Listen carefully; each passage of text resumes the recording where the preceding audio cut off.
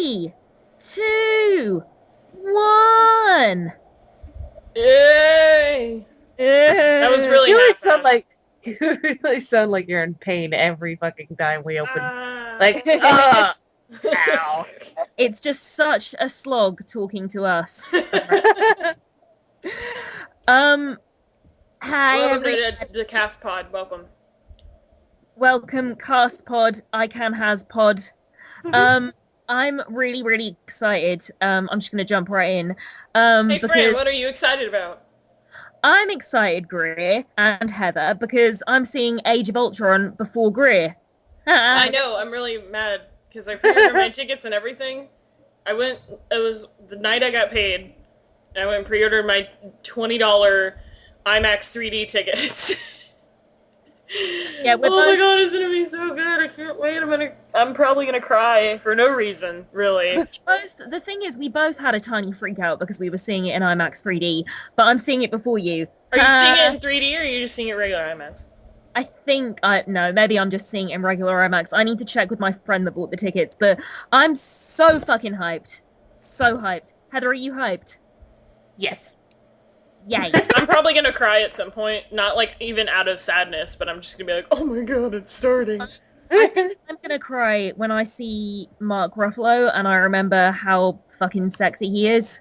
I'm gonna cry when I remember Bruce Banner and his troubled, emotional, broken self.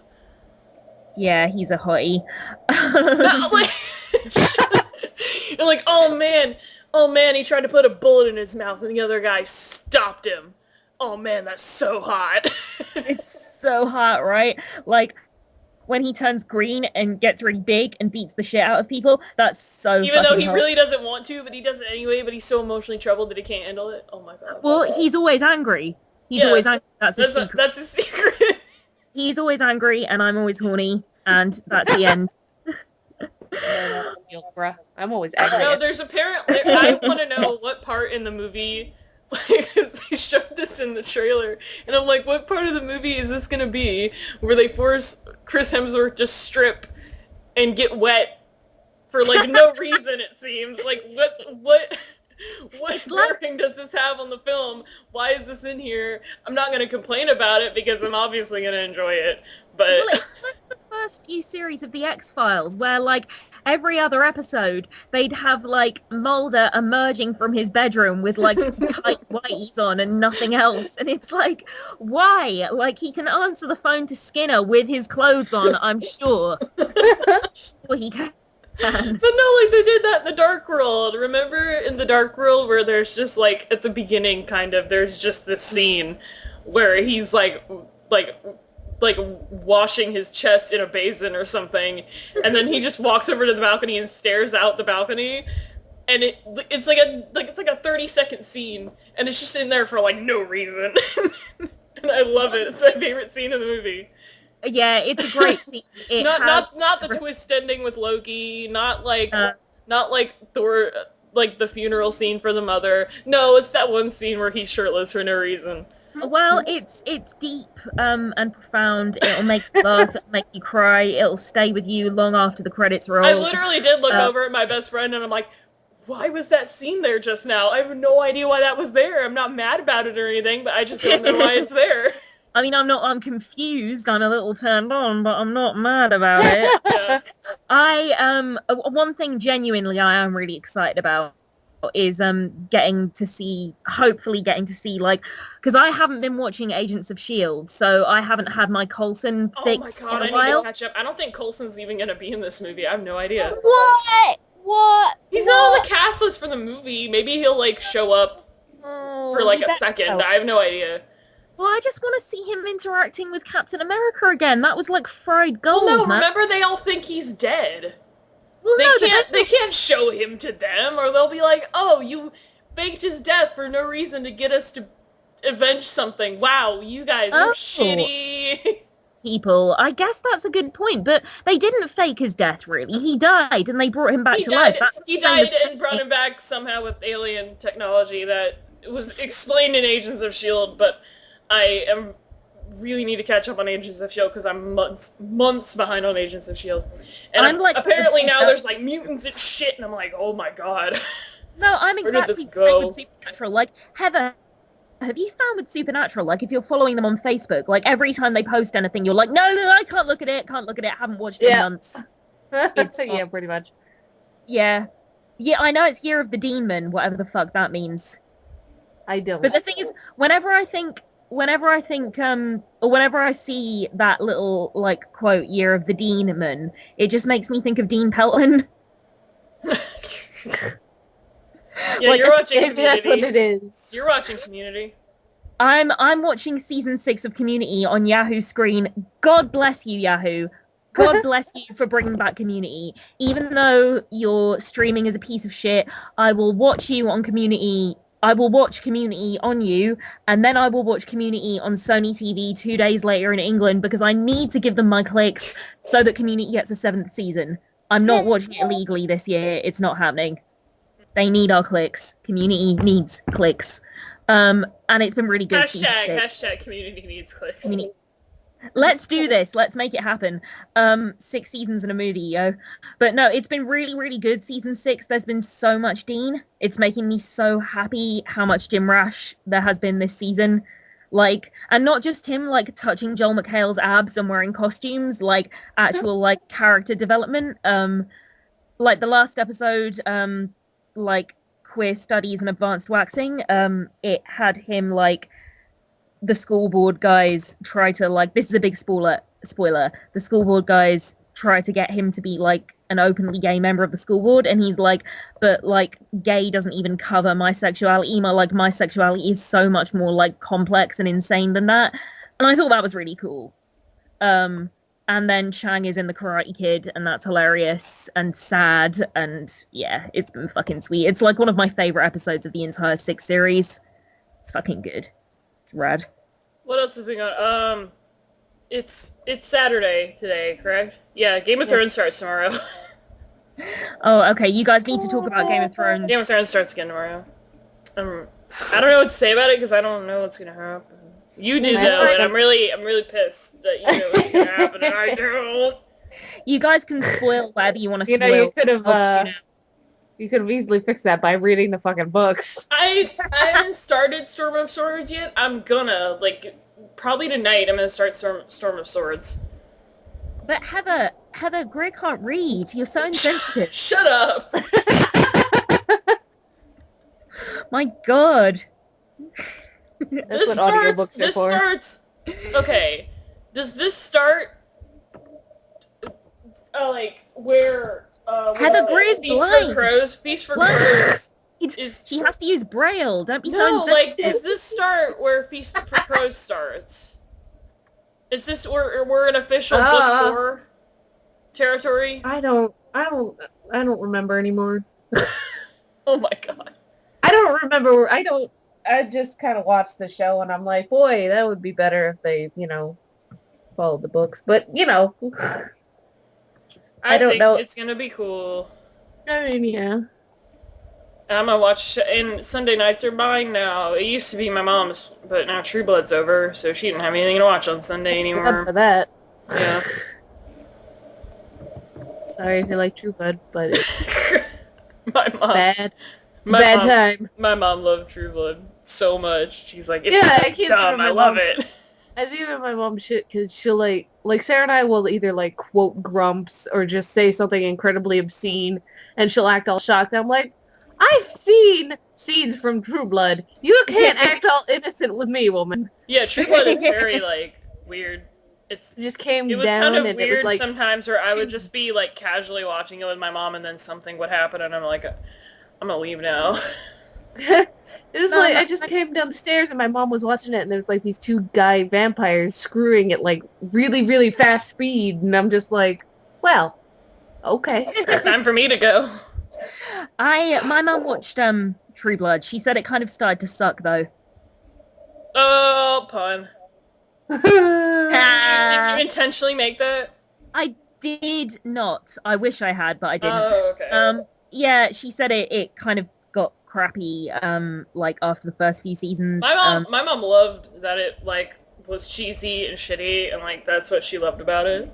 She's like, it's so dumb, I love it. It is funny, because I don't watch it. I don't think you two watch it, but all our mothers watch it. I wonder if that says something about... Yeah. Yeah, my mom, like, yeah, she likes True Blood. She doesn't like Game of Thrones like I do. She doesn't, like, care about it. She's like, there's so many characters, I can't keep up with it. My mum and dad, Okay, everyone in my house loves Game of Thrones except me. And really?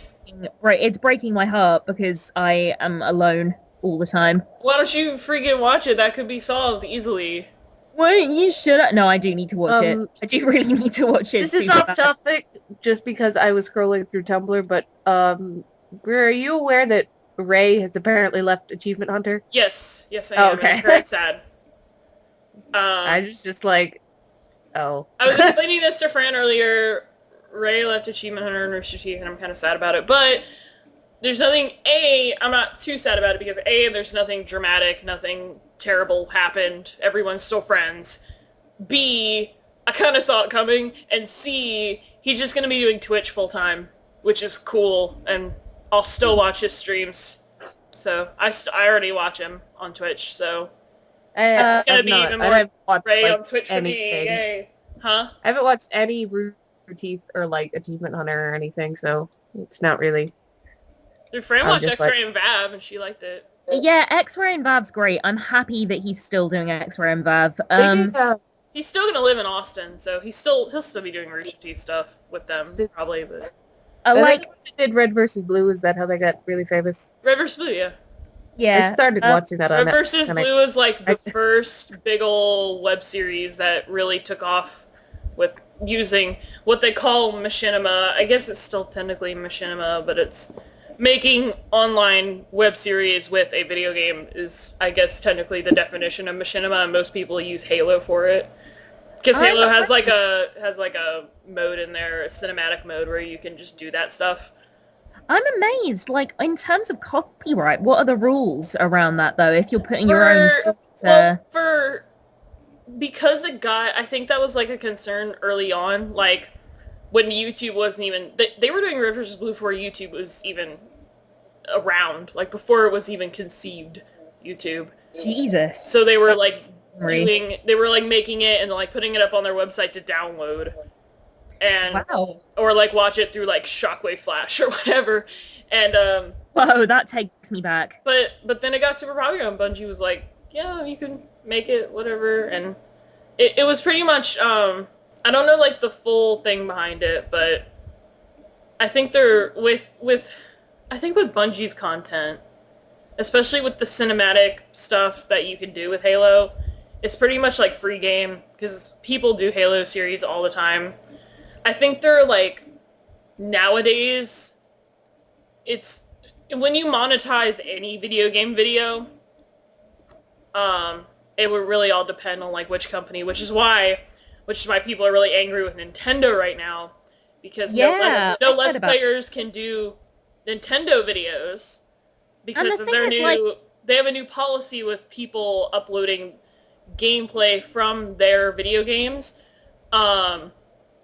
It's either like, I think with most people, there's some people that can upload Nintendo content and like they have a thing with the people that they work for, like they have to be through a network, which is why Game Grumps doesn't get in trouble for using Nintendo content. They have like a deal, so they can do that and make money off it. Doesn't it seem like another example, though, of a company that is just, they're not willing to move with the times. Yeah, and it sucks because they're sabotaging themselves. They're sabotaging themselves because they're missing out on, like, free publicity. Yeah.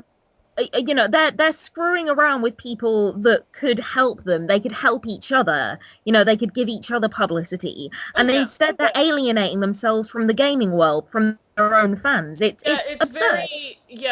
And even before that, I think Nintendo, and I'm speaking on this, by the way, fucking Nintendo, and I love Nintendo, just to be clear, like, I fucking love Nintendo's games. I've loved them for years.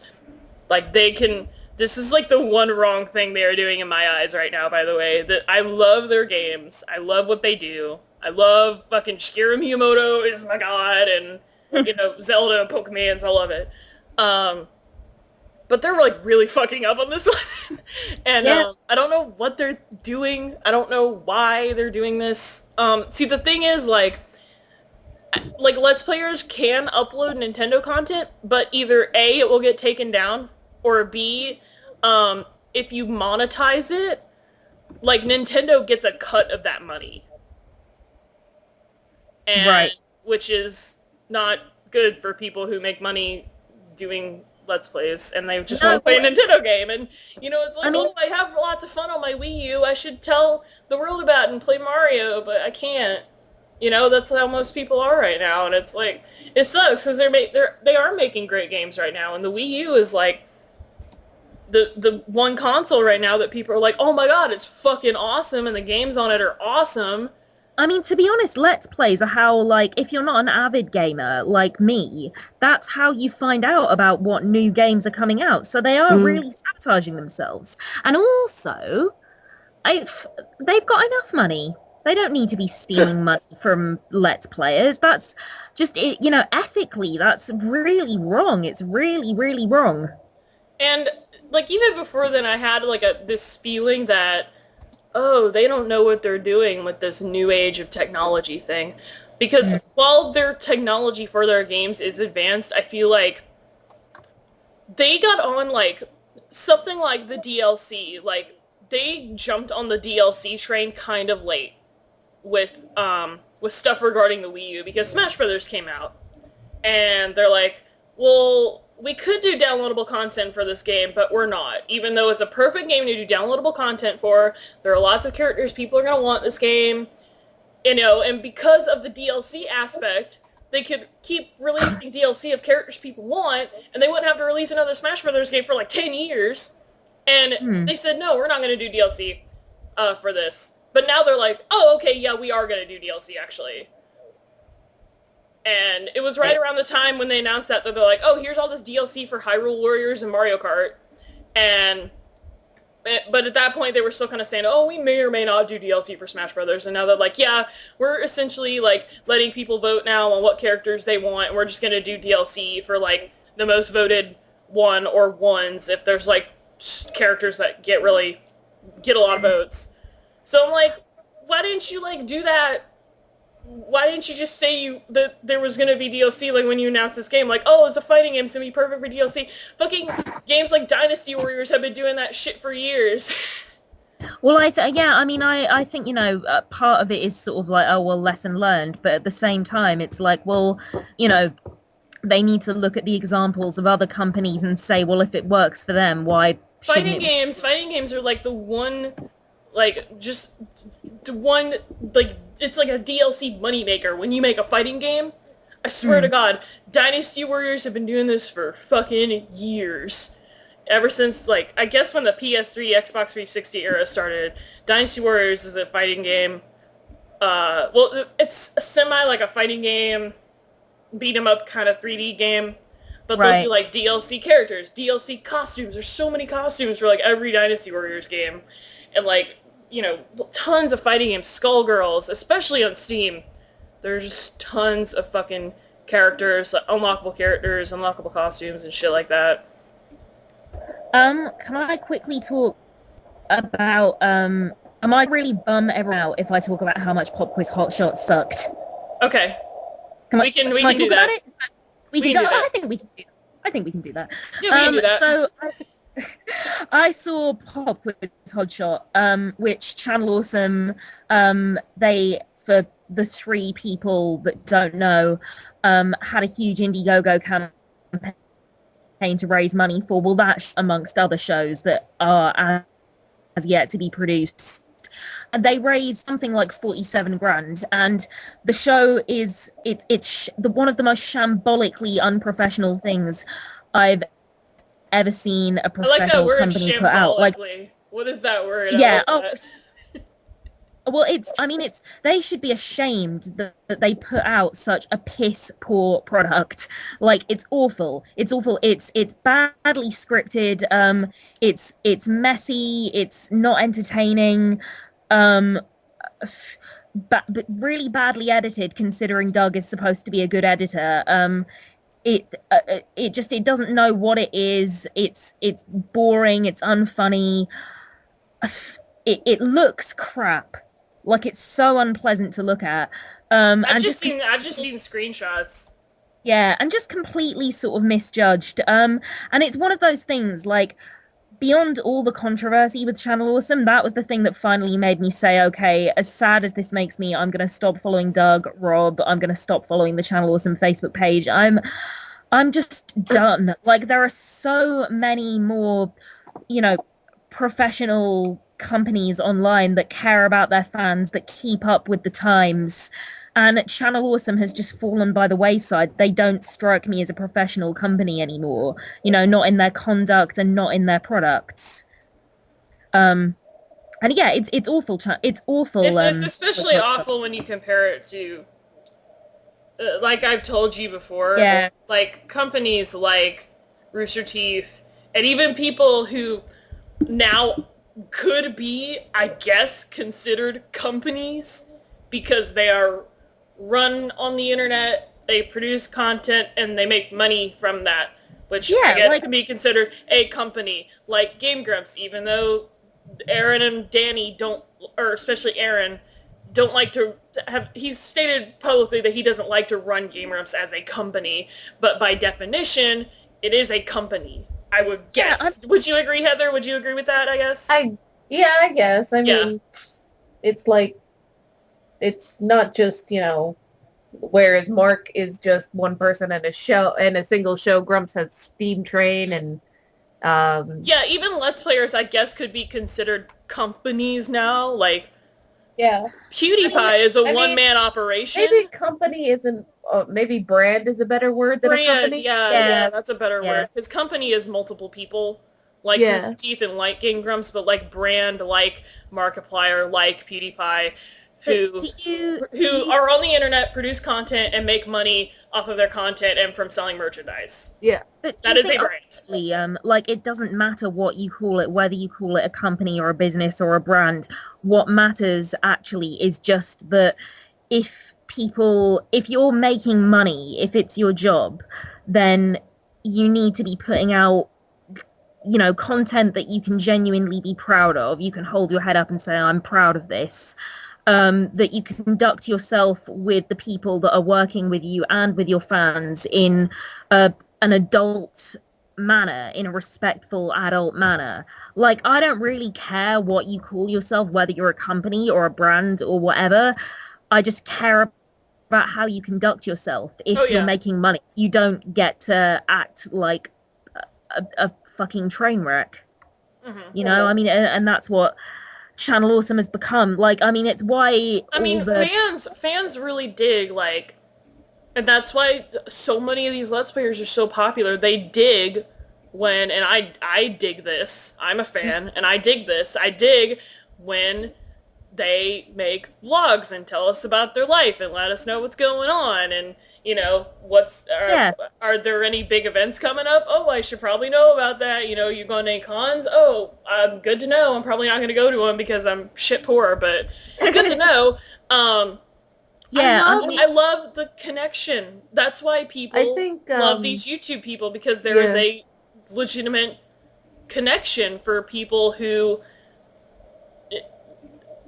this isn't necessarily for everyone. I mean, sure. I mean, most people go to them for entertainment, like they would every other form of entertainment, every other form of media. You know, you go to TV for entertainment or whatever. But there are some people who watch Twitch streams or watch YouTube videos because they're like lonely and feel like, well, here's a guy who actually cares about me. Yeah, I think the thing that, like, Markiplier and the Game Grumps are just, they are my fandoms right now. Like, I pretty much, like, when I go online, I'm watching Mark and I'm watching the Grumps, and usually, of late, that's been pretty much it. And the thing that I really love the most, I mean, obviously, I wouldn't watch them if they weren't entertaining, but the way that Mark and Danny and Aaron and the other Game Grumps, like Susie, and they just, how often they're like, we love you guys. And the way that they talk to their fan base is like, you can tell they genuinely care about their fans. Mark really, like, he's very, and I feel like that's why a lot of people like him. Jacksepticeye is the same way too. Yeah, lots of Let's Players in like the Markiplier vein of like, I should... Coincidentally, people that happen to be friends with Markiplier. Yeah, coincidentally. But it's like, very genuine people, you know, even hypothetically, even if they may not be genuine. I'm saying that hypothetically. I do believe Mark is a very genuine guy who I believe does give a shit. You know, I like... The bottom line is, I like people who give a shit about what they do and give a shit about the people who watch them. That's the people I can appreciate the most and who I respect the most, no matter what they do. You know, even people who give PewDiePie a lot of shit, I think he's a really genuine guy who cares a lot about the people who are subscribed to him. He actually has made a concerted effort to go into the YouTube comments and, like, talk to people. Which is really tough when you're the most subscribed dude on YouTube, but he still makes the effort. And I really think on top of all the charity so cool. stuff he does too. Oh yeah, I just think like you can't not respect as a guy who does Cutie that. Goes, I feel like he might be a little too exuberant for my taste at times, but I'm still subscribed to him, and I do watch him occasionally because he seems like a genuinely good person and he is funny. So I don't know why people give so much shit to Pewds. I mean, I think, you know, ultimately it does just kind of come down to, you know, what speaks to you and what doesn't. But I think, like, the point of all of this is, like, well, there are 2 points. One is that Channel Awesome, by not engaging with the fans in that way, when that is demonstrably what their demographic are looking for. Nowadays, that really is the most important thing. When and it's an example of them not, like you say, nowadays that's what's expected. It's an example of them not moving with the times, and it also what it demonstrates. So one, it demonstrates a lack of business acumen, and two, what it demonstrates is that actually, you know, if at one time they did care about their fans, they don't care as much as they used to. And that's also demonstrated by how shoddy the products are. I mean, it seems to me that the nostalgia critic is the only thing that they're really investing in. And it's just like, fine, if they want to do that, then just be the nostalgia critic, but don't drag the other producers down with you. It's not fair. And don't drag the company down with you, and don't drag the fans down with you. It's just made me sad. Pop Quiz Hotshot made me really sad. It made me sad to be listening to Lord Cat, like, spewing bile and finding myself agreeing with everything he's saying. Like, if you're listening to this, Jason, hi Jason. Hi Jason. I would come to XP Fest if I had the money. I really would. But I just got a job. Dude, I gotta see Age of Ultron. You gotta understand, man. I have to go see Age of Ultron multiple times. I'm kind of glad that I just kind of gradually drifted from Channel Awesome before everything kind of went completely to shit. Cause I don't know. Just to be fair, like, the one thing I do appreciate, at least the community for, is that I met you guys. Yes, yeah, that's so true. That's so true. I need to remember that. But now we're connected by other things. We're connected by friendship. Yeah. That's beautiful. That's some like anime. That's some anime trope bullshit right there. We're connected by friendship. Bastards. No, but that's some Yu-Gi-Oh. That's some Yu-Gi-Oh bullshit. Fuck you, dude. I mean it. I totally mean it. Let's draw friendship symbols on our hands. I'm just teasing. I love you, Fran. I know. I love you too. But let's move on from Channel Awesome, symbolically and literally. Hey, do you want to talk about... this proves that I am the most optimistic person in the world, because I think that Five Nights at Freddy's movie is going to be pretty cool. Yes, you're out of your goddamn mind. I agree no, with okay, I'm sorry, no. I think it's going to be brilliant. I think it's going to be... I'm so excited. Dude, I would trust Roy Lee with my life. in I it. don't know anything about him. So. He produced the American versions of The Ring and The Grudge, which are terrifying to me. Maybe I'm just a baby with horror movies, but like those are scare the shit out of me. He produced the Lego movie. He exec produced the Lego movie and the How to Train Your Dragon movies. If you want to know him from like a different angle. Yeah, I mean, what that says to me is that he knows how to do some badass storytelling, because those are sweet movies, How to Train Your Dragon and the Lego movie. Even though they're kids' movies, they're still... still great stories with great characters. And, okay, I didn't like The Grudge, but I fucking loved the hell out of The Ring. And also, I just think, like, I have, ever since I got into the fandom, into Five Nights at Freddy's, the fandom, like, I have thought it would make an awesome movie. And I've had so many ideas rolling around in my head for, like, what you could do with that lore, how you could expand on it. Oh, he also did the Woman in Black. I think you said you saw that, right? The first, there's two of them now. I haven't seen the one with Daniel Radcliffe in it. Yeah, it was spooky. It was good. He did that one. He did that movie. So spooky. I haven't seen the second one. But I like love the hell out of the idea of a Five Nights at Freddy's movie. I always have. Like, I'm not just on the bandwagon here. Like, ever since I got into the fandom, I thought it should be. Like, I'm excited as hell, and if it's shit, I'm gonna be devastated, but I don't think it will be. I think even if it's shit, I'll still say. Everyone's saying this now, like, oh, it's gonna be terrible. Like, Heather, you know you're gonna go fucking see it. Don't even kid yourself. You know you're gonna see it. Oh, hell yeah.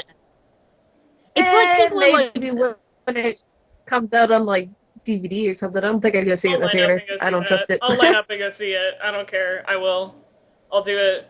I'm gonna front row center. Like, I'm gonna probably just see like it about the whole this entire conversation to tell you that Cecil is in the most adorable positions over here. Okay. He had his little feet over his head, and it was important to play. He's so That's cute. really important. I'm glad you told me that. I'm happy I know that. Heather, do you want to tell everyone who Cecil's named after? He's named after the narrator of Welcome to Night Vale. Yay! You sounded really British when you said narrator. You sounded seriously British there, Heather. Narrator made me really happy. Also, another that was yay! Another piece of news that shows how optimistic I am, because you immediately asked me this when we started talking earlier, and you were like, "What do you think of the Rocky Horror Picture Show thing?" I'm like, you know what? Oh God. No, okay. Going on record, I don't know if everyone knows this. Rocky Horror is my favorite movie of all time. No joke. Nothing beats it. I love Pirates of the Caribbean: Curse of the Black Pearl, but Rocky Horror Picture Show is the greatest movie I've ever seen in my life. Probably. Most likely.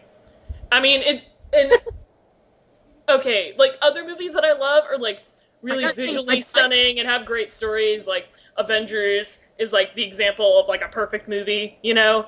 Like stereotypically an example of a perfect movie that I love.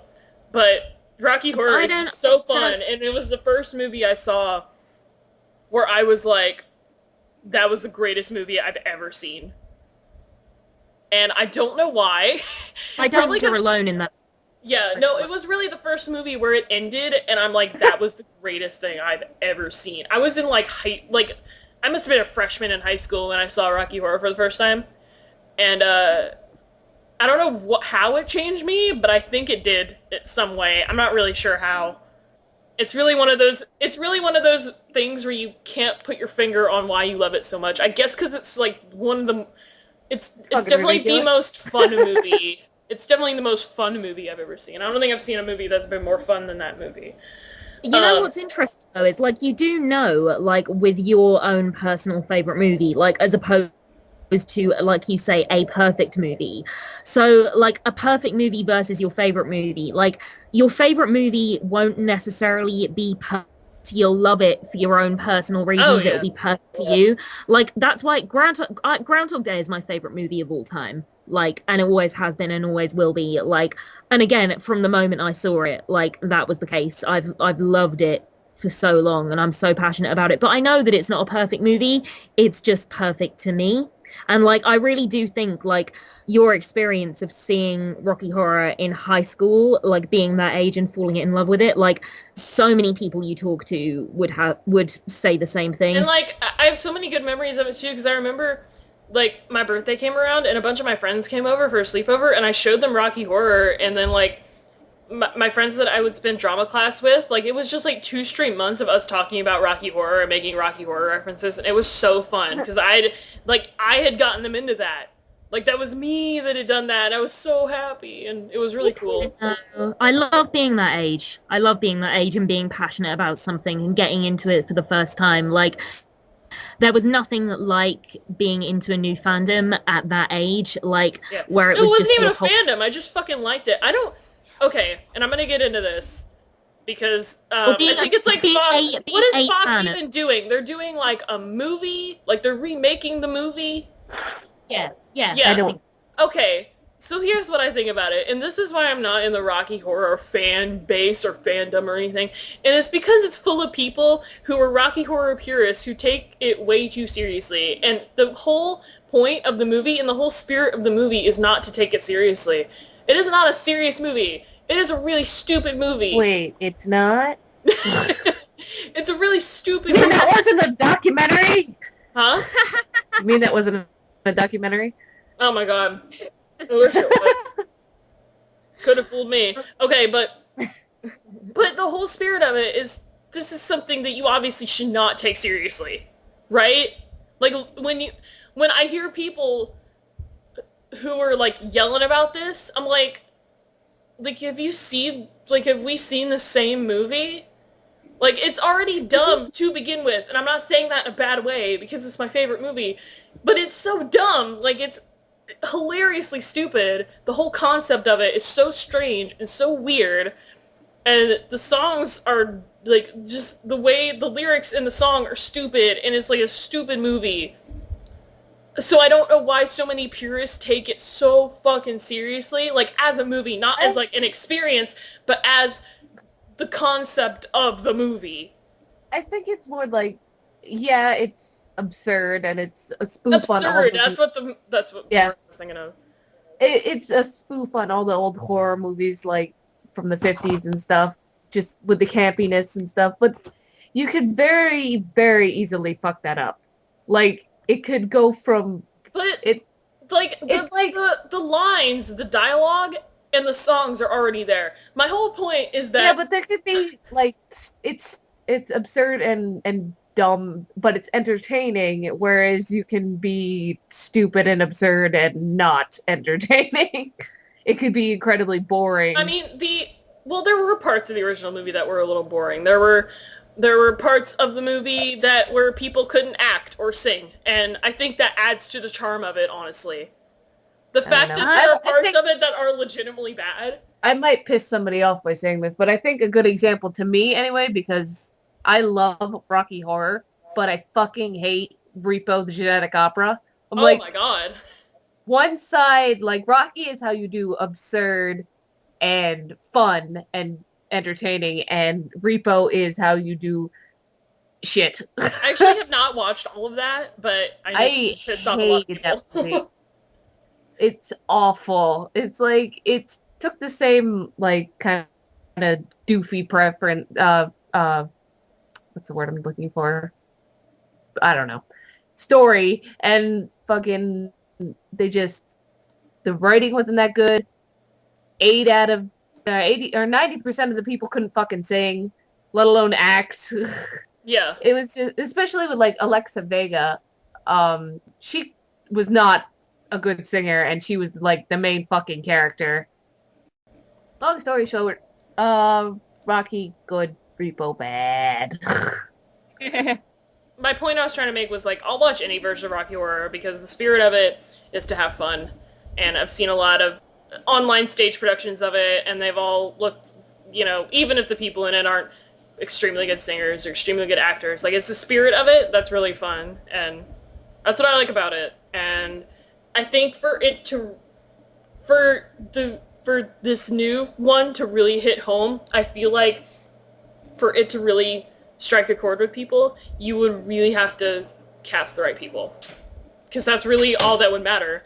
Because, like, no one is ever gonna compare with Tim Curry Obviously. and the original cast and Richard O'Brien, and, like, nothing will ever change that. But if they make a concentrated effort to get someone that could compare with it, then I think that would be fine. I think I agree to an extent. I think maybe not, like, my worry would be, casting people that are kind of doing a poor man's Tim Curry or don't do an Richard an impression. I wouldn't want people to be doing an impression. Yeah, but keep the spirit there. Like, make sure you get someone who actually gives a shit. Knows the movie and knows the movie's good. I mean, I think the thing is it's got to be, if there's going to be any point to it, because I know it is, I know it is an absurd movie, but it's still got to exist for a reason, I think, to an extent. So it's got to be its own thing. So you've got to cast people that are able to make those parts their own. And I kind of agree with both of you to a certain extent. Like, I think it could be great, but it could be terrible. And I think it's really interesting what you say about it, just being an absurd movie, because I think that is true. That is true. And I think I get the people who take it seriously. I get, like, they take their experiences and any of their friendships they made from it seriously. I get that. I'm not dissing on that. But when you take a movie like that so fucking seriously, it's like, I think the thing is I don't get it. Like, I've never taken it seriously as a film. The experiences I've taken away from it, because of it, I take seriously. Yeah, I mean, I think the thing is you could read things into it. You could read things into Rocky Horror. I think demonstrably there are kind of, metaphors and stuff in there. But I think, that is only if you choose to see them. And I don't think that is a proviso to enjoying that film by any means. Like, oh man, I really saw that metaphor for when Frankenfurter just caved Eddie's head in with a pickaxe or whatever, Yeah, I mean, like, I think, that taking that stuff seriously, like, that's just the B-movie stuff. Like, that's just parodying the B-movie, like, kind of, over the top sort of melodrama. But I think also I know Meatloaf is, like, crazy now, but if they bring him back as Eddie, that'd be really funny to me. Even though he's like fucking crazy now, but I don't care. I hope they do that. I really hope they do that. Another thing I was going to say is I really, talking about it, people taking it too seriously, I really hope they don't try, and in the way that they've done with some horror movie remakes, I really hope they don't try and inject a shitload of backstory and deeper meaning into it, because I don't think it needs that. I think that would be missing the point completely. The only person that really has a backstory in that movie is Meatloaf. Eddie. Yeah, kind of. I mean, I guess Frank, he comes from Transylvania, transsexual Transylvania, and Brad and Janet, I guess they met in the science class, like, but we don't need any more backstory than that, thank you, please. No. I think we're kind of done with Rocky Horror, aren't we? I feel bad, though, because I'm such a super fan, but I've never been to a live, like, I haven't been able to go showing of it. Like, I've never been to, like, a place where, like the theater, they'll do showings at a theater, like, year round, or even around Halloween, where it's, like, audience participation. I've never been to one of those, and it really sucks. Hopefully, since I live in a bigger city, maybe I can actually be a part of that at some point, maybe during Halloween, but I feel really bad about that part of myself. Me, and my friend Becky, we went to see it when we were, younger. We went as in we went to see it on stage, not at the movies, and we went as Frank and Magenta. I think we were only about 15 at the time, but I have a picture of it I can find if you want to see it. Oh my god, look that up. I did technically go to a live viewing of it once. It was at the community college where I used to live, and my friends who ran I guess it's like the LGBT, like, awareness, whatever they call that in, like, a college. I forget what they call that. Like, the LGBT, like, alliance organization or whatever that they have in college. Or Huh? Gay Straight Alliance? Yeah, Gay Straight Alliance. Yeah, that's what it's called. But it was my friend who was a part of that, and then his friend who was like the president, and they put together that whole organization put together like a double feature of Rocky Horror and Priscilla, Queen of the Desert. Oh, that's amazing. That's cute. I love that. Your friend really looks like him. Yeah. I know she does, doesn't she? She's actually really, really hot, but like, yeah, she doesn't usually look like that. It's an amazing. But anyway, that was really fun. And then, but I was surrounded by like people who like had never seen Rocky Horror and like didn't know about, or I had friends who had seen Rocky Horror before but didn't know about the audience participation thing or anything like that. There was like me and like 3 other people there who knew what to do at certain points, and I felt really left out because I was like surrounded by people who had no idea what the fuck we were doing. That's kind of, yeah, that's got to be not as fun an experience. I think like one of the best movies to see for the first time in a way, like I know people talk about the audience participation and stuff, but one of the best movies to see for the first time is The Room, like going Oh yeah, go see The Room live, because I hear that's a ball. Like, it's a blast, but in a way I prefer, because when I saw it live, I had already seen it, and I knew all the audience participation stuff. I would have loved to have gone into it knowing nothing about it, in a way. Because I... How have you, like... When are you gonna meet Tommy? I've had so many... Right, for those of you that You've had so many opportunities, but you have not taken... Are you, like, intimidated by him? Like, are you scared he's gonna, like, attack you? Or, like... I'm in love with him. No, he... yeah, for those of you that don't know, I live in England, and England has London, and London has the Prince Charles Cinema, and the Prince Charles Cinema has a monthly screening of The Room. Is it really monthly? Yeah, it's monthly, but Tommy Wiseau doesn't show up every month, Greer. Yeah, he shows up sometimes, though. Yeah, I think, like, usually around spring, most years he'll show up. Or maybe late winter, early spring, he'll maybe, like... Yeah, for usually like a month or so, they'll maybe have like 3 or 4 showings and he'll come to every one of them. But it's not a choice. Having not seen him, I just haven't had the opportunity yet. I would fucking love the hell out of meeting Tommy Wiseau. I don't know, just to have the opportunity to be face to face with him, to ask him questions, to find out what makes him tick. Like, I mean, he'd never tell me. Obviously, he'd never tell me where he was full of secrets. His hair is full of secrets. His hair alone is full of secrets. His hair alone, sir. I mean, there's so much I want to know that I know I would never find out if I met him in person, but nevertheless, just to shake his hand and thank him for everything he's done for the world.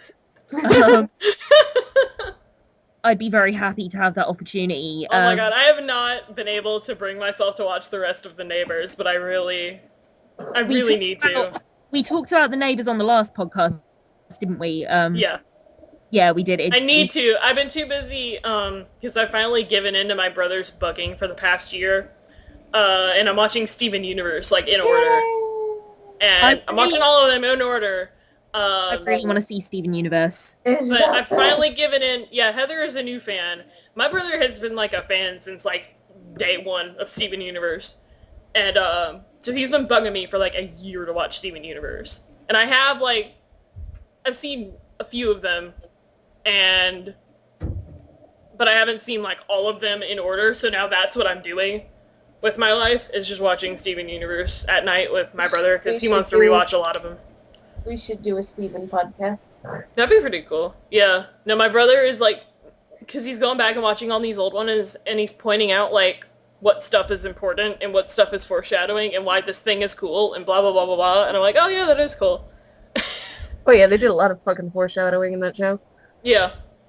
I know a lot of stuff that's happened with the latest episodes because I can't escape it. Like, I have not been able to escape it at all. Like, I just know what happens.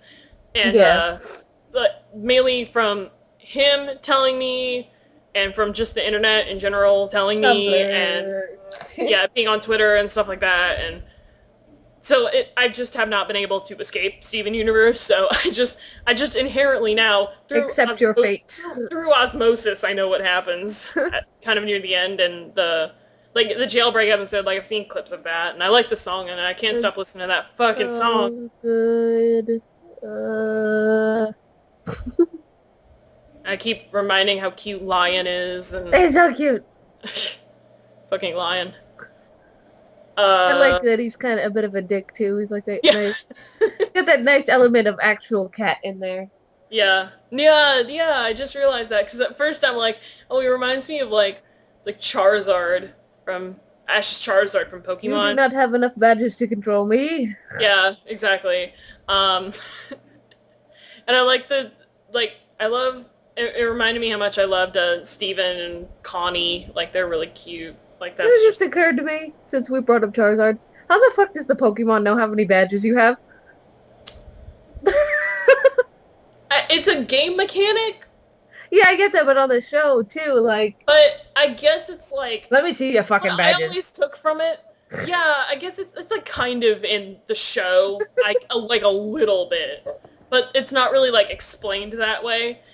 I guess what I first took from it is like, oh, well, now your Pokemon can see how actually strong you are, and they don't think like you're a weakling that I don't need to listen to you, but now you're strong and stuff, and I'm like, oh, I should probably listen to this guy. He knows what he's doing. Like, Except I'm a that's giant what I fucking prefer. dragon and can eat this little shit. Yeah, pretty much. We're talking about Pokemon. I'm sorry. Oh no, that's fine. You can talk about Pokemon. What else has been going on? Do you want to talk about that BuzzFeed thing? Oh yeah, Heather, explain that. You found that. They have a version for people who are attracted to men and people who are attracted to women, but they did what character or I think it was mainly character. What character was your Well, celebrities too, I guess. who was your sexual awakening as a child? Oh. So since That's we mentioned interesting. Pokemon, Ash, anybody? No. Brock was my I OCP'd Brock with From, myself. from although I didn't know- Pokemon, I Yeah. didn't have a sexual attraction to anyone, but I did have a crush on James. Oh, yeah. didn't have a crush on James. Blasting off into the speed of light. Sorry, that's right. Yeah, that's right. Who didn't have a crush on James? James was gay though. Probably. Super gay. I don't James, care though. James was a homosexual. I could not have given Calling it now. less of a shit when I was a kid. I don't give a shit now, bro. He's hot. No, I liked Brock. I liked Brock, I think, because he liked the ladies, but he kind of had like a bit of a gap between like his self-awareness and like the way things actually were, and I found that quite endearing. My favorite scene from the Pokemon English dub is this part where they're running through the rain and Brock says, I know what I can do. Like, they didn't have an umbrella or anything, but Brock has a frying pan and he's like, Genius. I know what I'll do. I'll turn this frying pan into a drying pan. And that's over his head. See, people can slag off Pokemon and say that like the writing shit, the animation shit, but I'm sorry, that's gold. That's The animation was gold. good in Pokemon a lot of the time. From what I remember. It was really good It's okay. in a lot of episodes. No, I grew up on the English version, and there are parts of the English version that are just terrible. But there are parts of it that are good too. It's I don't know. It's That's what I nuts. grew up on, so I have like a real fondness for it, and I can't Yeah. hate it like I at know, all. I do too, and I know the words for the theme tune off by heart. Despite the exact same company just completely ruining One Piece for a few years. Oh dear. But you don't know that. I always have to remember that you guys aren't into anime. There was a One Piece dub before the One Piece dub that's in Oh. America right now that is very... The One Piece dub they have right now, very good. Love it. Love everything about it. The One Piece dub before was... Okay, One Piece is a kind of a violent show. Right. And I guess for when... Alright, the company that dubbed Pokemon and Yu-Gi-Oh! When it first came to America, and I don't even think they're still around anymore, but it was a company called 4Kids, and they were pretty much in charge of like all the anime that you would see on like Saturday morning cartoons, like Pokemon and Yu-Gi-Oh! They did the Sonic X anime, just a lot of like anime that you saw on Saturday morning cartoons. But they did One Piece, and I guess that early on in One Piece, they didn't realize how, like, violent it got. So, because it's, like, it gets, like, borderline violent to the point of, like almost Dragon Ball violence sometimes. And, Dragon Ball Z got very violent. And, so I guess they didn't know that when they picked the show up at first. So they had to, like, censor a lot of shit.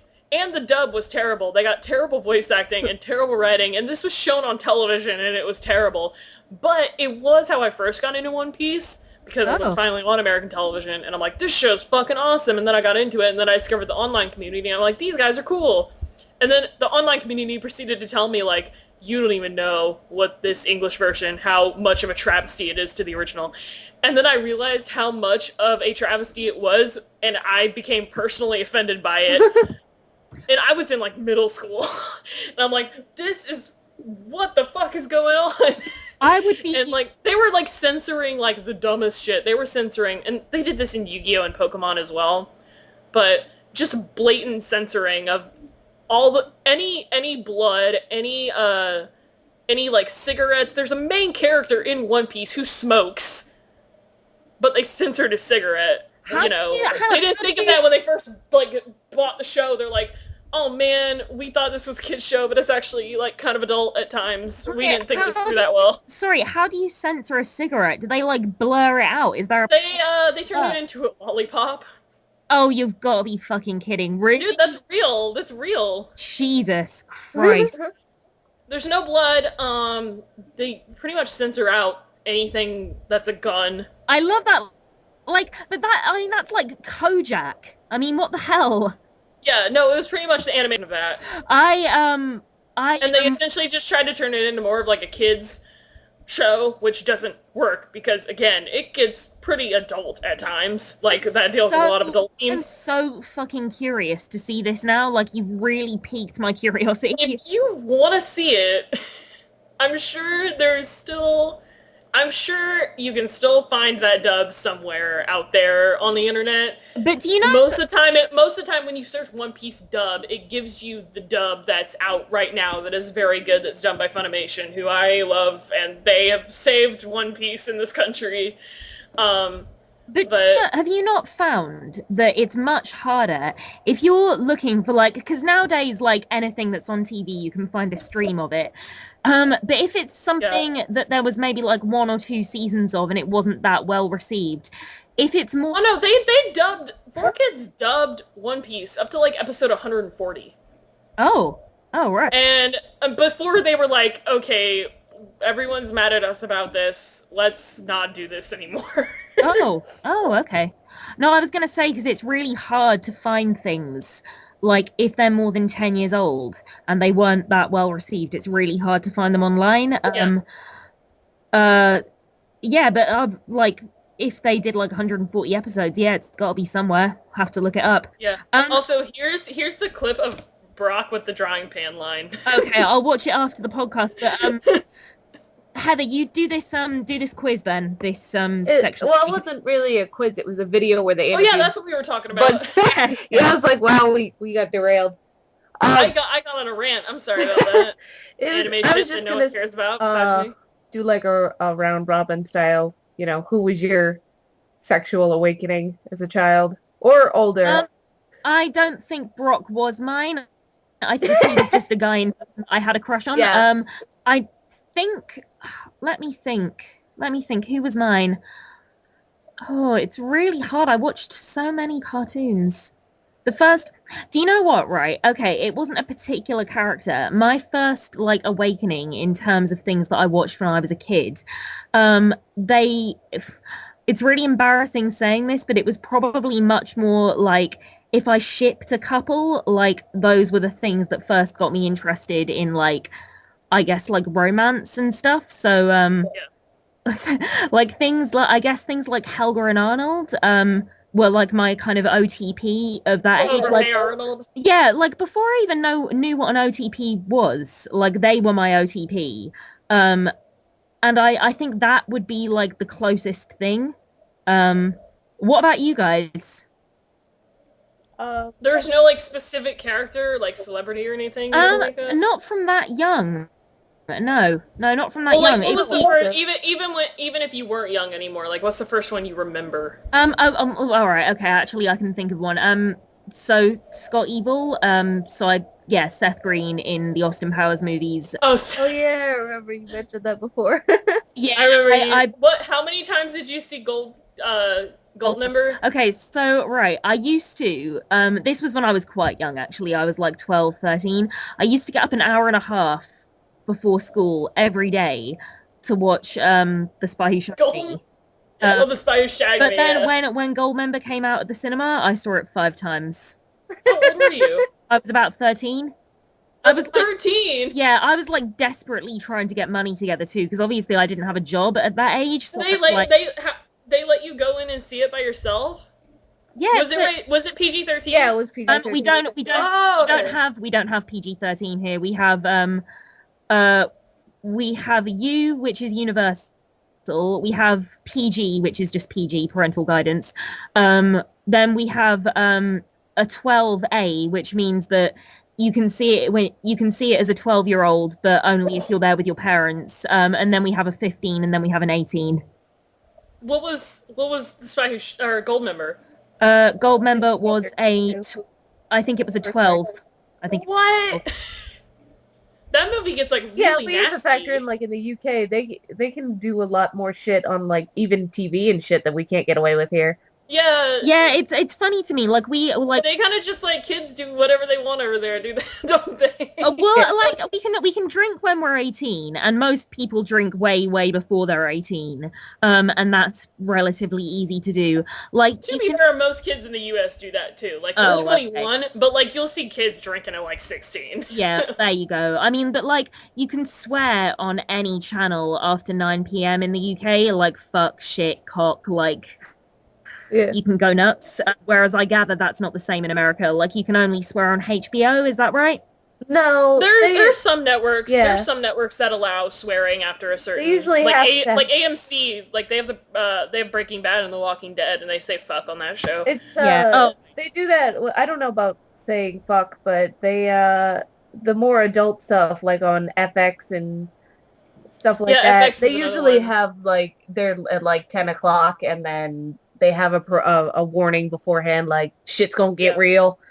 Yeah, that's why they show Louis really late at night. Yeah. And that's why Breaking Bad comes on kind of late at night, and Walking Dead. Lenore, stop being. And AMC is like basic cable pretty much Ow! at this point. It's Like if you get like a basic cable package, you get AMC. it's really cool that like the internet is becoming so much more of like if you look at things like Better Call Saul, like The Unbreakable Kimmy Schmidt, like, you know, those are new shows that are being produced directly on the internet. And then you have like things like Community and Arrested Development being remade online. Like, do you think it will get to the point where more and more things will be online, and as a result of that, people will have more freedom, like the creators and stuff? Or do you think do you think gradually they'll become more restricted because it'll become more more people will be going to the internet for TV, therefore things like the FCC will start to apply to the internet? Like, what do you think? I think both are. I think more of the first and like the first part of the second. I think those are already happening. More networks are kind of realizing, oh, we can get away with a lot of shit on the internet because the internet is for, you know, it's for everyone. The internet is for every type porn. of person.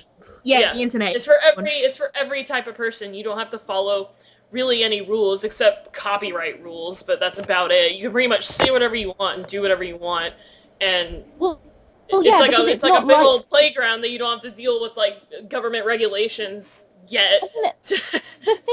The thing is, like, I think it has to have rules, like, in order for people not to be taken advantage of.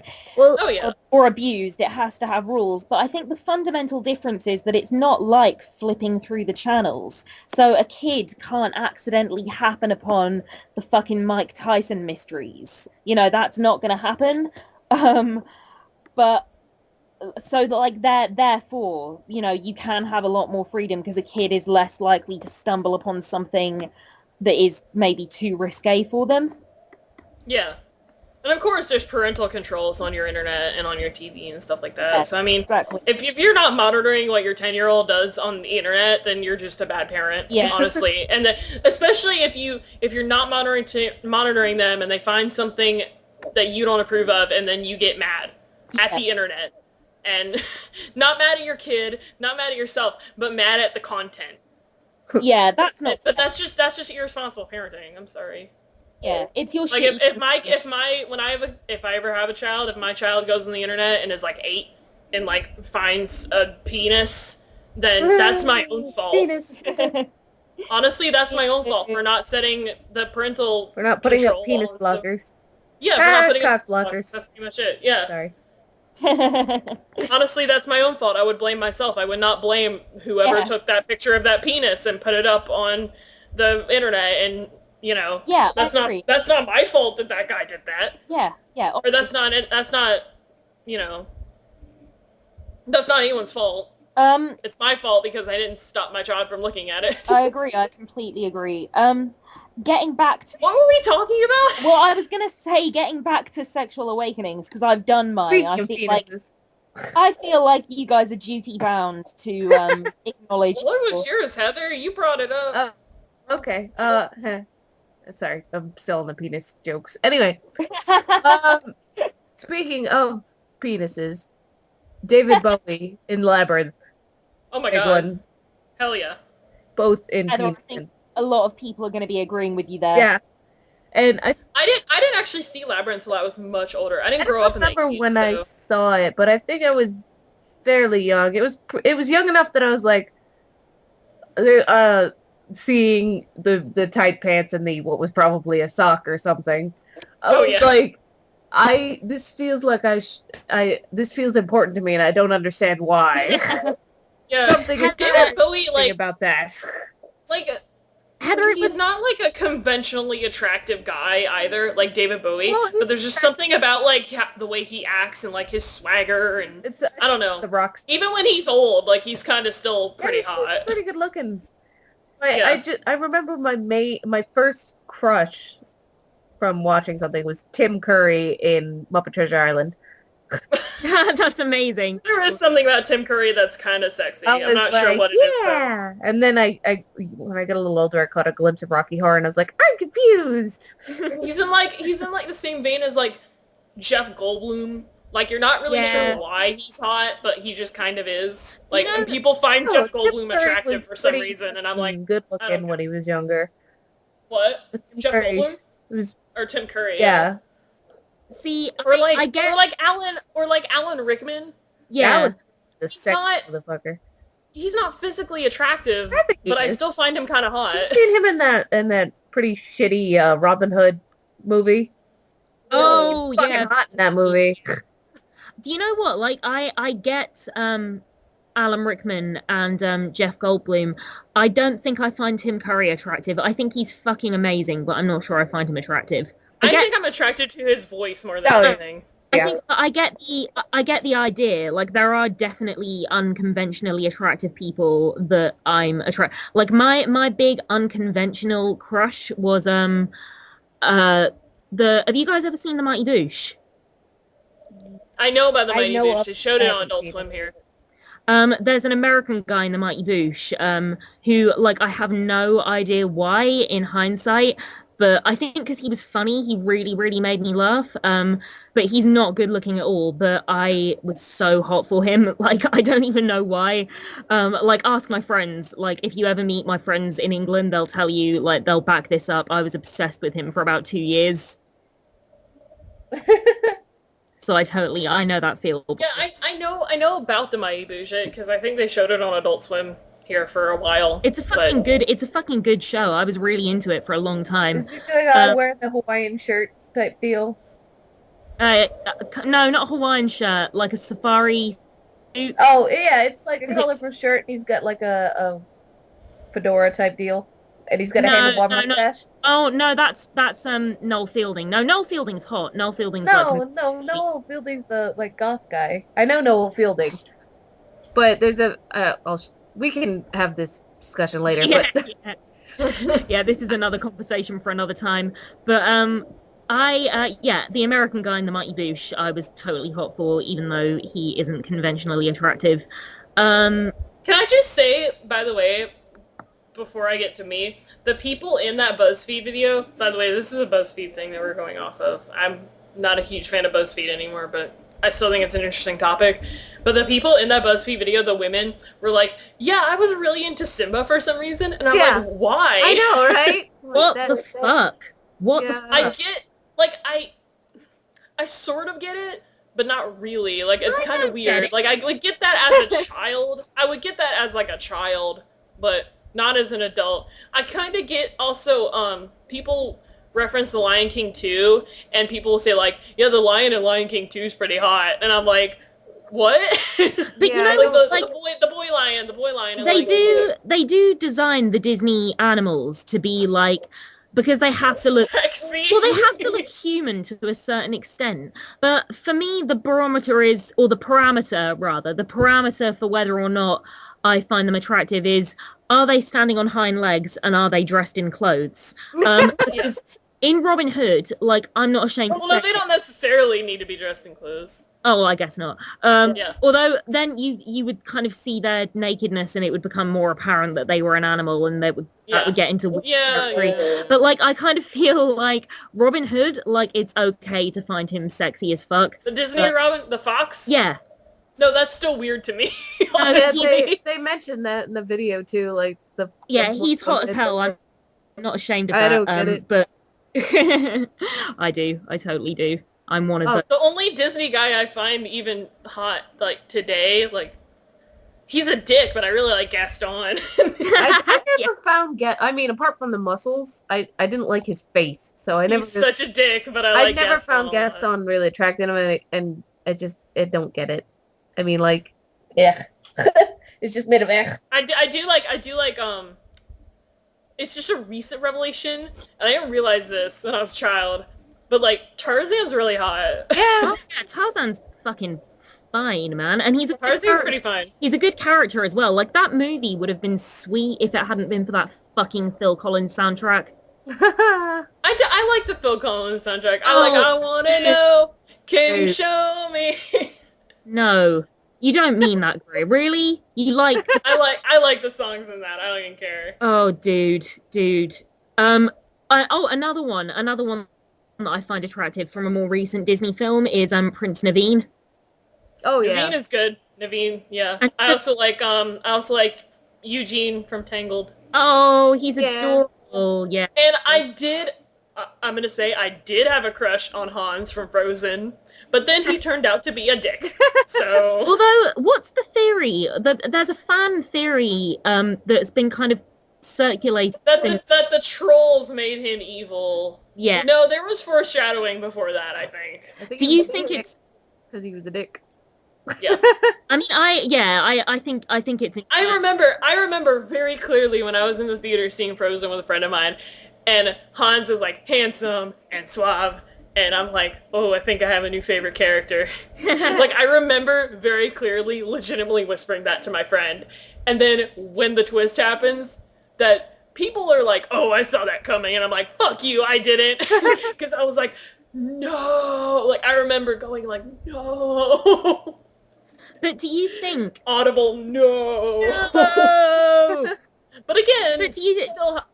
like, I find Gaston attractive even though he's a dick. Yeah. So I don't know what's stopping me from liking Hans. I think Hans is... It's maybe because it comes so kind of out of left field.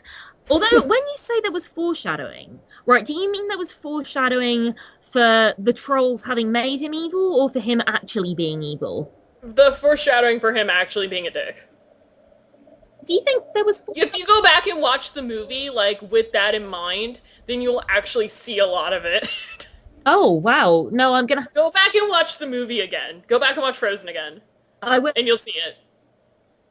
Naveen is a dick, but he learns to be less of a dick. Yeah, he was a dick at first. It's like, but- I'll tell you what I liked about him. He was one of the first, like, comedy Disney princes. Like, He was like one of the first Disney princes that actually got like a character.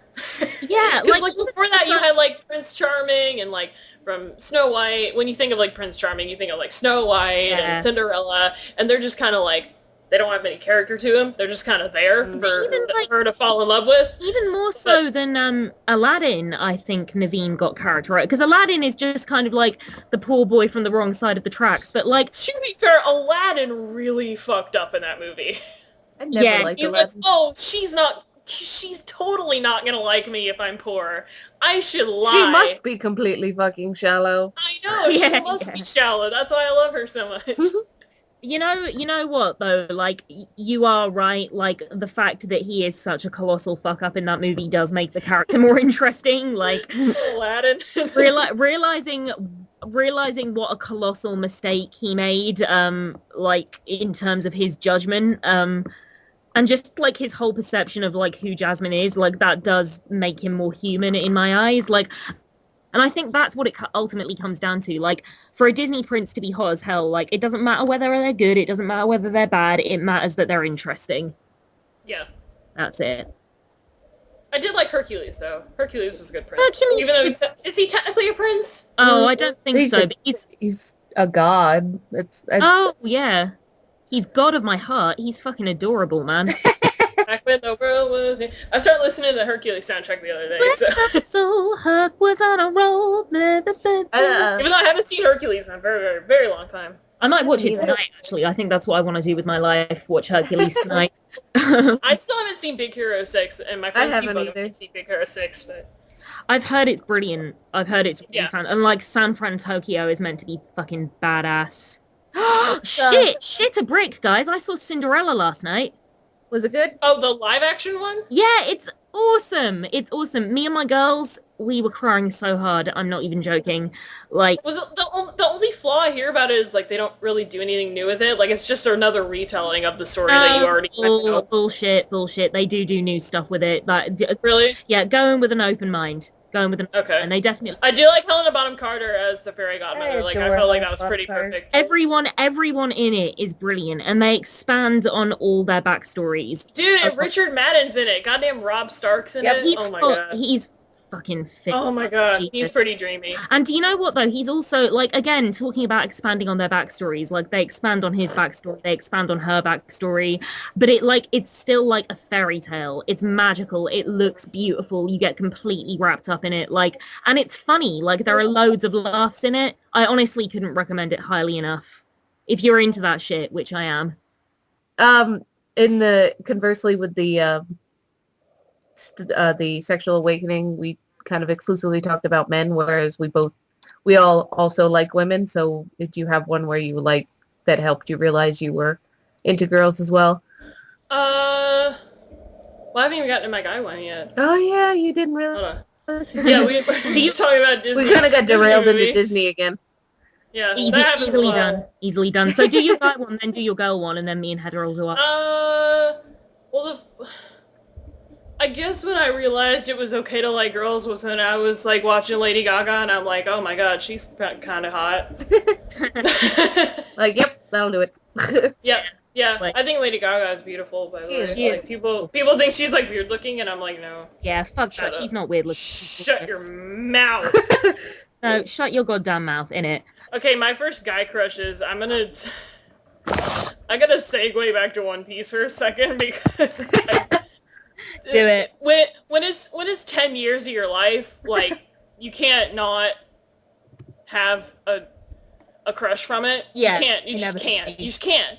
Okay, so every like it because I grew up on like not really being into celebrities really. My first celebrity crush was Johnny Depp, but that was probably not until I was like in middle school. Up until then, I was just exclusively into like non-human guys, like animated guys. I had a huge crush on Johnny Depp, like to the point where Johnny Depp is still like my baby. Oh my god, Johnny Depp's so cute. I tried to look his address up on the internet once when I was about. You told me that. Honestly, it took me so long to admit that to you, but I did do it. Oh my god. I know. So, just up until Johnny Depp, just stole my heart. I was just exclusively an animated guys, and I still kind of am. I like a lot more human guys. I like Chris Hemsworth, fucking obviously. Like I love like every hot guy in an action movie is like I'm like mine. So, I mean, even recently I'm like, man, Dwayne "The Rock" Johnson is really cute. You know? Yeah. Like I just find new guys to like every single day because they have Dwayne Johnson's muscles. fucking gorgeous. He is I mean, cute. he's got a beautiful face as well. Like he's actually got a hot face. Yeah.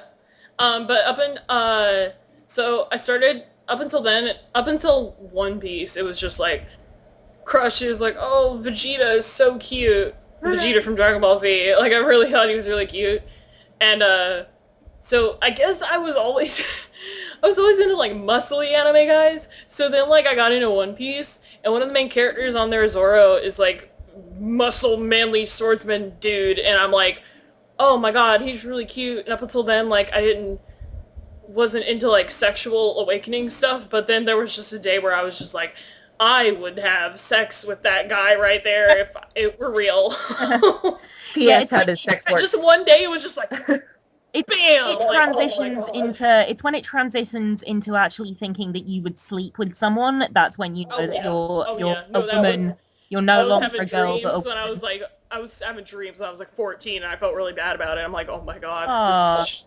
what the hell is happening? The thing with muscles, like I think like because for me, like I'm more and more starting to like quite. I like like- muscly dudes. Yeah, like, me too. Like I really like ripped guys, but they can't. I won't like is when they look like they've tried too hard. So like I Oh, really yeah. like Joel McHale is fucking ripped as fuck, but he still has that like just rolled out of bed like fun look to him. I think it's when guys look like too polished, that's when they stop being attractive. So like Oh Chris yeah, like Chris Dwayne Evans- The Rock Johnson, and Chris Hemsworth. Evans, Chris Hemsworth, like that's about as far as I'll go. Yeah, and like Hemsy looks like, you know, he could like you know, get his hands dirty and like, you know, like wouldn't mind like getting like dirty playing soccer. Like I'm getting way too invested. Stop! You're giving me thoughts. Stop Yeah, it. I was gonna say I'm getting way too invested in this, but like that is the difference for me. You started stumbling over your words because you started thinking about that, like, oh, that is nice. Yeah, I know, right? Oh yeah, playing with his children. Oh yeah. So hot. Joel McHale though is like Joel McHale and Neve Schulman, whatever the fuck, Eve, Neve Schulman, like those guys, they're you have really gotten into Neve lately. I'm Have they? so. Because I had to ask you, did they like just started airing Catfish in the UK, or? No, they've been airing Catfish for a while, but we only just got all these channels. So they've been airing it for a while, but like we only got MTV recently, and I'm so into Really? Catfish, and I'm so into Neve. He's so Yeah. fine. My don't- god, he's I fine. don't- Have you seen the original Catfish movie? Yeah, I just saw it recently, and it's so. What's really bizarre about it is that it's going from because I saw the series first, him being really savvy about what people lie about, what red flags to look for, to him being completely blindsided and like genuinely hurt. It's a really weird thing to see. You kind of have to turn off the fact that you've seen him for 3 years catching these people out. I mean, but what I like about the series is that they're very compassionate. Him and Max are very compassionate. Like, it doesn't feel... Steve is like way too nice of a guy. I love it. Max is a little more sarcastic, and like he can be like kind of like he can be very blunt, like, oh my god, really? Like, but Neve is like, he's so nice. Yeah, they are nice, and they genuinely try and help people. I think the thing is with Max is he's more willing to... He gets more angry Oh yeah. when people really are being taken advantage of. Like, because occasionally you get catfish that are just sociopaths. Yeah. One time there was an episode where like this girl had like taken them on this like wild fucking goose chase, and it was ridiculous. And then she finally revealed that she did all this just to be on TV. Like there was no catfish, no one was fucking with her. She just did it just to be on TV, and Neve got like really pissed off. No way. What season was that in? That was like, it was pretty recent. Jesus. So one of the more recent seasons.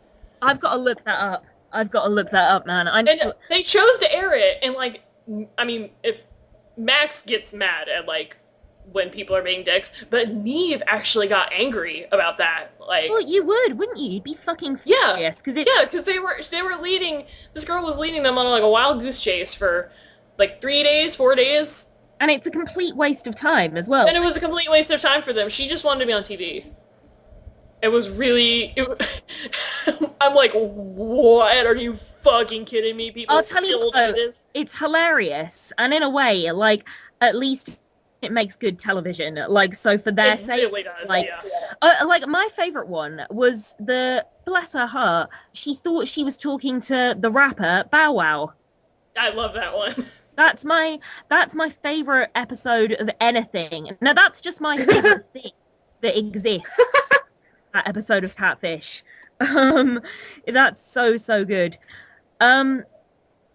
But yeah, if you're into Catfish, like, for anyone out there who's into that show, watch the original documentary film that's done on it.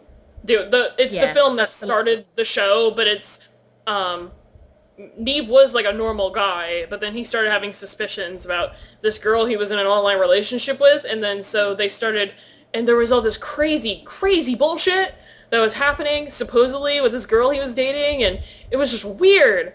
And so he, like, started this journey to go to try to find her, and it was so convoluted and so fucked up.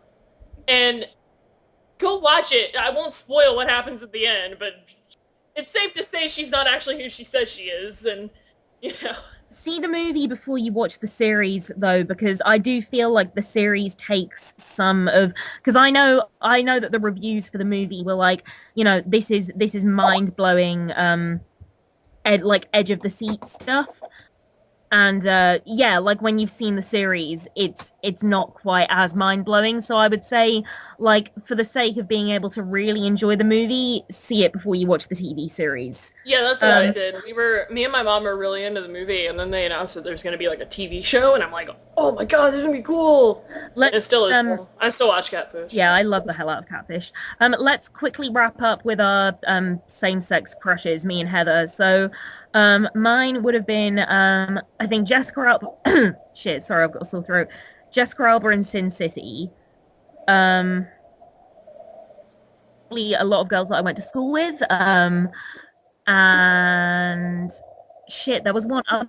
Oh, and Ultimate OTP for Life, Willow and Tara. That would probably be my first one because I've been watching Buffy since I was like 12. And it broke my heart when Tara died. It shattered my fucking soul when Tara died, and no girlfriend she's had since then has lived up to Tara. What about you, Heather?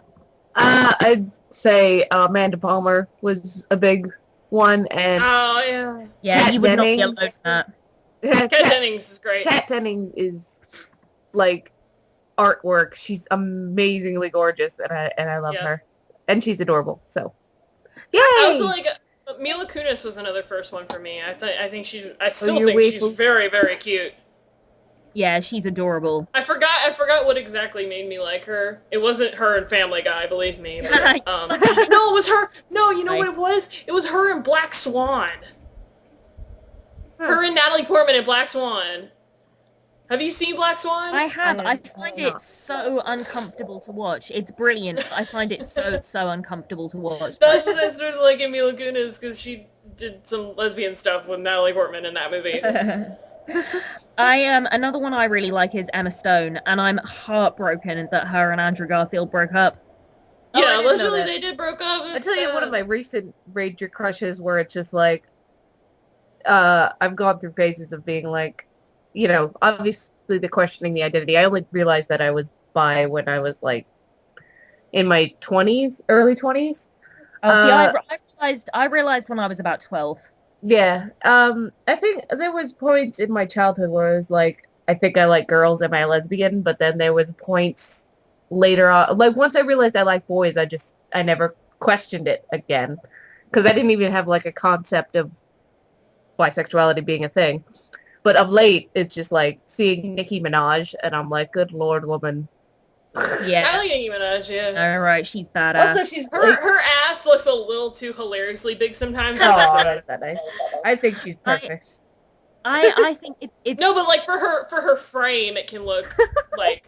almost I'm comic. not saying she's not fat, No. but like No, for I her would- frame, it looks a little funny sometimes. I like love the it. fact that she's like a super feminist and she puts out really good message for female young fans, and she seems like a genuinely Yeah, that's one thing I can say delightful good about person. her. I like her music, but like she really like she tries to be a good role model, at least on like Twitter and stuff, and like I saw she admits she's done like bad stuff in the past, and she's like, don't do that, don't do what I did. you Yeah. know? Yeah, that's good. And there it's was, rare as well.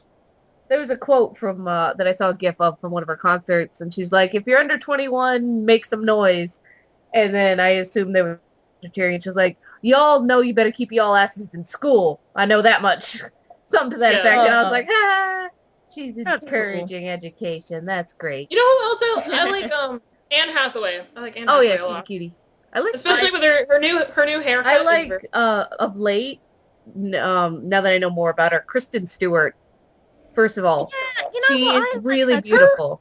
her and- face is kind of weird to me. I'm That's that sorry. nice. Like- I think she's beautiful, and I feel bad for all the shit I gave her during the Twilight years. So Yeah, you know what? Like, I really feel bad for Kristen Stewart, right? Because she's actually like quite a decent actress, and I think Yeah. like a lot of like I used to give her shit. Like, I will hold up my hands and say Yeah. I used to give Kristen Stewart a lot of shit. But I think the people that are really like vitriolic and cruel about her, like that's jealousy. That's like the people Yeah. like people believe. I admit I didn't like her at first in Snow White and the Huntsman because I was super, super, super jealous that she got to kiss Chris Hemsworth and I did not. Like, I was like, I saw that movie, I was like, fuck you! how Fuck you! dare you? But how dare you? I mean, I How still think dare you! you're allowed to have those feels, but I think there's a difference between that and like calling her a slut on the internet. Oh yeah, no, As a- I know that. Yeah, no, and I know you know that, and I know that like none of us would ever do that. None of us would ever do that. None of us have ever done that. Like, but I did used to make fun of her a lot. And I've seen her in interviews and sketches and stuff, and she's like legitimately funny. well, yeah, she's, and also she's got integrity. She's like, no, I'm not ashamed of Twilight. It was a really important part of my career. Like, and she stands by it. She doesn't make fun of it now because it's over. And I think like the whole thing about her cheating on Rob Pattinson, it's like she was like in her like early 20s. Really, the guy we Yeah. should be blaming is the married middle-aged guy. He should have known better. She was just a Like, kid that her made him. boss.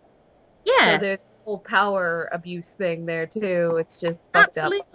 Absolutely. She was just a kid that made a mistake. It really bums me out, actually, the whole attitude towards that. So I think we should end this with Kristen Stewart is awesome and everybody should be nice to her.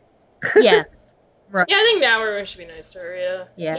Yeah. I don't know. There's something like, it's just a personal preference, but there's just like, every time I look at her face, and I'm like, there's like something I can't put my finger on about her face, and I'm just like, That's okay. It's okay. You can feel like that. That's a legit Yeah. to feel. I'm just like, I don't know. I don't know. It's like when you... But no, and I've already, back on me. I've already talked about Natalie Dormer and how much I love her, and Yeah. She's just I like so Gwendolyn frickin' Christie as smart. well from Game of Thrones. Oh yeah, Lady, both of those. Lady ladies. Brienne, because she's a tall Amazonian woman, and I I like love it. that. I like Amazon- a lady that looks like she can break me in half.